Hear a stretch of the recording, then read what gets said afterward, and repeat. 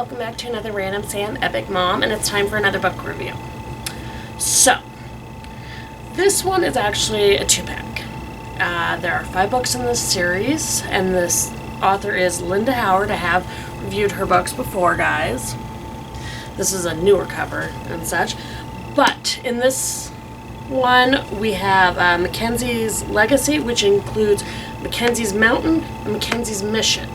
So I'm going to give you a little summary for each book. So the first story, McKenzie's Mountain, is all about a school teacher, Mary Potter. And Mary is from Savannah, and she's just moved to Ruth, Wyoming to be a teacher there. They had to bring her in the middle of the winter, so she's got this ironclad contract with the school and everything. And her first thing being there is she's reviewing all the students' academic records, because she's a very dedicated teacher and she wants to make sure they're doing well. And she stumbles upon that one of the students dropped out a few months ago, a month before she came. And he's pretty much the top of the class. He's doing awesome. She is not willing to let this kid slip through the cracks. So what she does, because good teachers want to teach, she goes to his home to talk to his parents, to talk to him, see if she can get him to come back. But her car breaks down on the side of the mountain. His dad, Wolf McKenzie, shows up and helps her out because she had started walking and it's in the snow.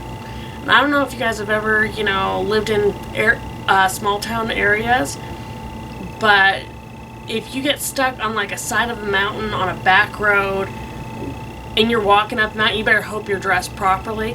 And she was not. She's used to the South, guys. So that's how they meet.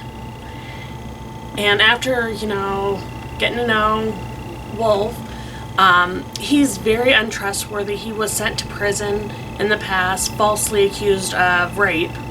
And it wasn't until later, after like 2 years in prison, that they found out, oh, this wasn't the guy. The real rapist confessed. And he got released and all that trauma in the past. So because of that, he does not trust white women. He does not want to have anything to do with white women. He does not want to put himself in that situation. Mary, though, just doesn't, because Wolf's very big on, I'm a half-breed, half Indian, half Scottish, you gotta stay away from me. And Mary's like, you're a person. I don't care. And, just through this, she's convinced Joe, his son, to agree to private lessons so he can get caught back up with other kids. And she's encouraged him because they now have a goal for him to get into the Air Force Academy because he wants to fly jets. And, pretty much this kid, small Wyoming town, has pretty much been ignored his entire life. Teachers didn't really help him. Nobody helped him because he was a half-breed, A bunch of, stupid. So she convinces him. And he's doing great. And you just, through a whole bunch of different little hang-ups in this small town where the people are thinking she's fooling around with a 16-year-old, and then they're worried she's fooling around with the dad. And, she's having to show them she's a very proper Southern lady. And through it, there is somebody who does not like that she's sticking up for him, and he starts attacking women. And Mary is one of the ones he attacks. And through this all, it's pretty much her telling this whole town, I don't care what you think of him. I don't care what would happen in the past. You don't know this man, so stop judging him and thinking you're right. So I just love that, this kind of dowdy, mouse of a little teacher. And, at the beginning she really exemplifies that, school marm attitude, dressing very properly and everything. And it's through her association with Wolf and Joe that she's just, she's really found her backbone and say, no, I'm going to stick up. This is what's right. This is what's wrong. And it's all about, them going through that and how they're going to finally, once they catch the other guy, he's going to admit that he loves her. So, and again, with most romance books, unless they leave you on a cliffhanger, there's always going to be a happy ending. At least there better be in my book. So, anyways. So that's the first book. The next one is McKenzie's Mission. In this one, it's all about Joe. Now, obviously the first story, you know, Joe, because he's Wolf's son. But in this one, it's all about years down the line, Wolf and Mary are married, and Joe is a colonel in the Air Force. And they're on a special, you know, project testing a new type of plane, the Nighthawk. And again, you guys, this book was written like way back in, let me see when it was published. Okay. McKenzie's Mountain was published the first time in 1989. McKenzie's Mission, second one, was in 1992. So you guys got to remember, this is before cell phones were common and all that. And, you know, again, completely different world. I mean, every 10 years, things are just changing. So trust me, way back then, completely different. That was 30 years ago. So for Joe, a new woman has shown up as part of the engineering team on the laser guided scope and all that, or whatever. She showed up, and you know, she's the replacement, she's doing that, and all these things have come up. And the our female, Carolyn Evans was a child prodigy. She's super smart. She's a little antisocial because, you know, she was jumped a bunch of grades as a kid, so she was never in the same age group as her peers. So she's kind of had a little bit of arrested development. She's not really sure on the whole relationship things, and the few times that she's had interactions with men, they've kind of scared her. So she's kind of very, you know, people think she's an ice queen, but it's really she's just not sure how to handle the situation. She's very analytical. And Joe finds her, and he finds her gorgeous. But he picks up on, you know, she's a full-grown woman, she happens to be a virgin, and she's just very nervous because all these test pilots are kind of like hitting on her, and she's like, I'm not really. So him deciding he's already attracted her, he's going to step up and kind of alleviate that tension. Kind of say, hey, guys, she's off limits. She's mine.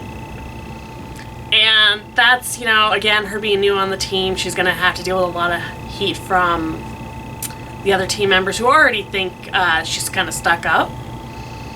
So Carolyn is just going to do this, and then within a few days, little mishaps keep happening in the guidance system, all that.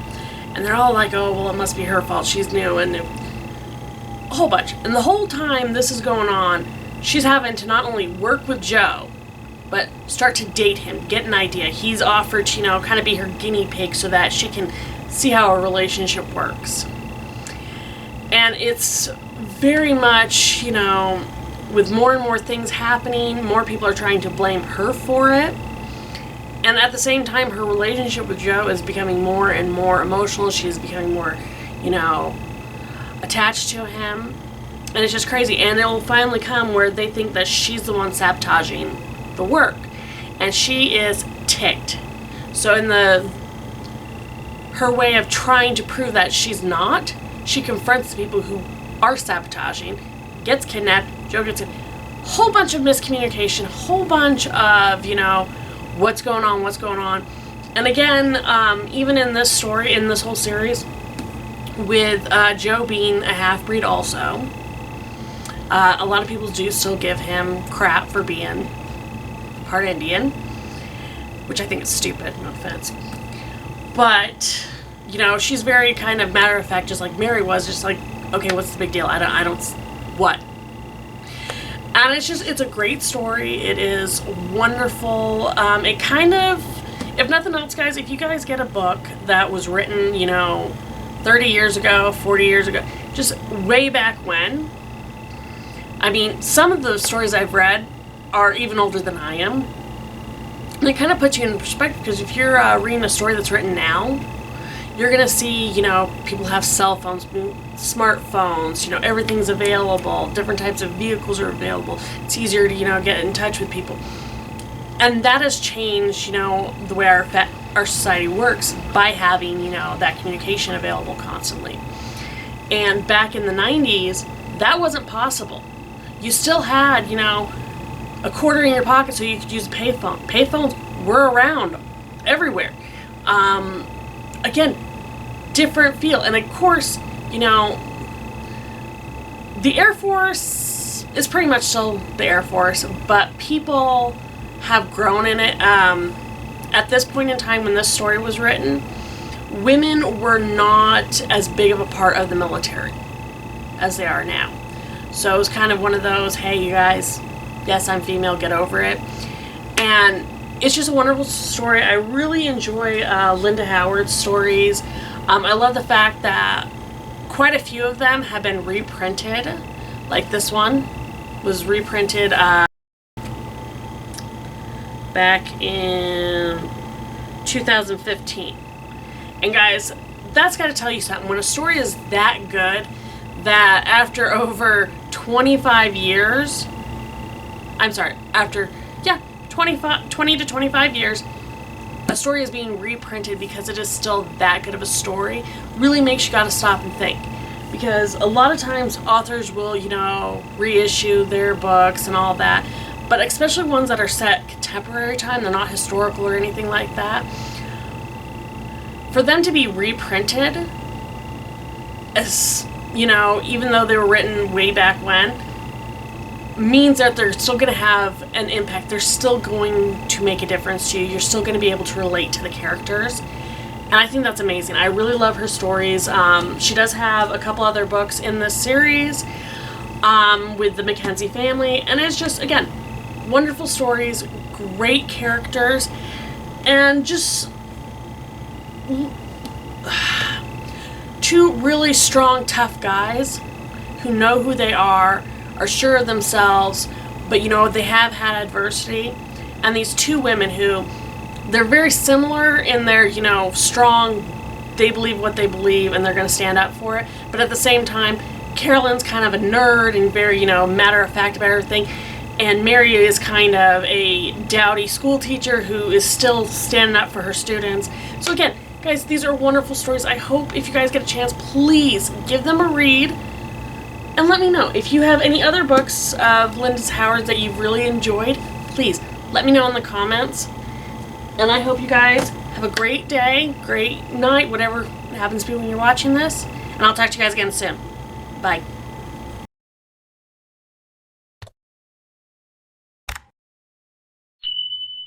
Hey everyone, I hope you enjoyed that.